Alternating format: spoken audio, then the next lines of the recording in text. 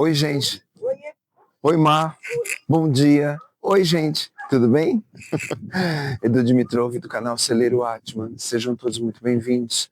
Você que está chegando agora conhecendo o nosso canal, tome seu café, pegue sua água e venha refletir com a gente por alguns minutinhos sobre os nossos assuntos, sobre expansão de consciência. Gente, estamos aqui com 6 graus na cidade de São Bento do Sapucaí hoje. Quase que eu enrolo para falar o nome.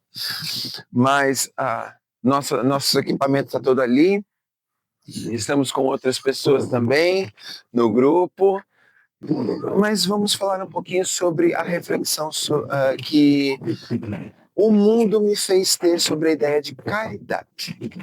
Hoje a gente vai falar um pouquinho sobre isso e deixar alguma pulguinha atrás da sua orelha para que você possa entender o processo real sobre caridade. Os nossos irmãos estelares também da constelação de Órion também colaboraram muito para esse entendimento surgir na minha vida. Muito bem, então a gente tem aí uma ideia de que a caridade para um universo mais cristão, que você precisa fazer pelo outro tudo que possível para que você então esteja se quitando com relação à espiritualidade. Só que o que acontece, na verdade, com todo esse processo, é que quando você só faz pelo outro, você esquece de fazer pelo principal, que é você. Eu senti isso na pele, eu fui colocado em condições e situações que eu precisava realmente aprender sobre esse questionamento. E eu fiz isso toda vez em que eu não queria olhar para mim. Para minha inteireza, para minha história, para todas as minhas bagagens e para tudo aquilo que precisava ser curado por mim, em mim. Esse é o principal ponto que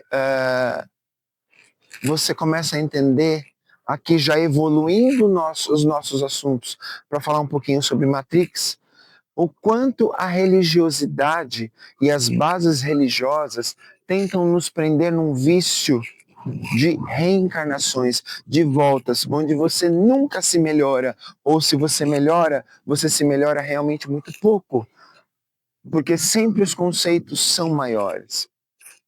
Os conceitos vão te colocar numa ideia de aprisionamento, de uma necessidade de estar ali, fazer ali, e viver fazendo e voltar várias vezes para continuar fazendo.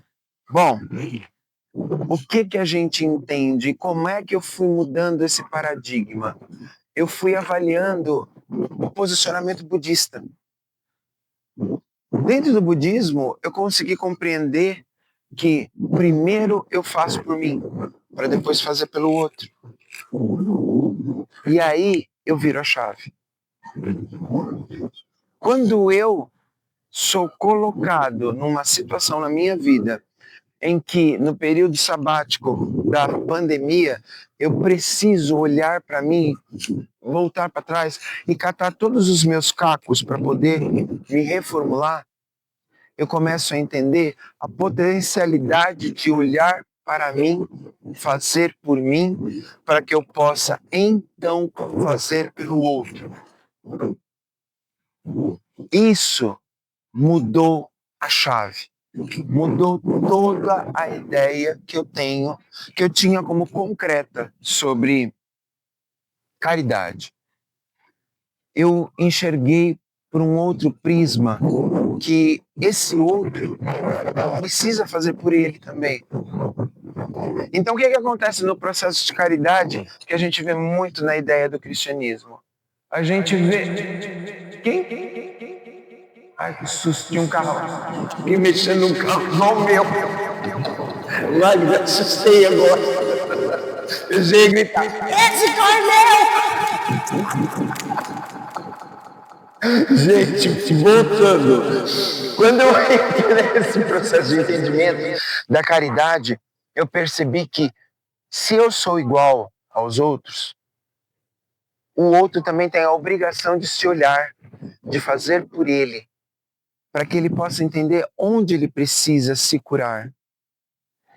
E eu, então, quando me volto e vou entender o meu processo, eu percebo que todas as minhas experiências que eu aprendo vão gerenciar as pessoas que eu vou atender na parte terapêutica. Ou seja, as experiências que eu tive, eu acabo atraindo pessoas que têm exatamente os mesmos padrões de problemas que não sabem lidar. Ou seja, novamente, eu entendi o processo de que você vai atender sempre pessoas que passaram pela sua padronagem de experiência. Então a caridade ela tem um preço, ela tem um limite. Não dê tudo, não faça tudo, mas ensine a pessoa a buscar. E ajude quando ela realmente estiver predisposta e aberta para querer fazer por ela e não pelo outro.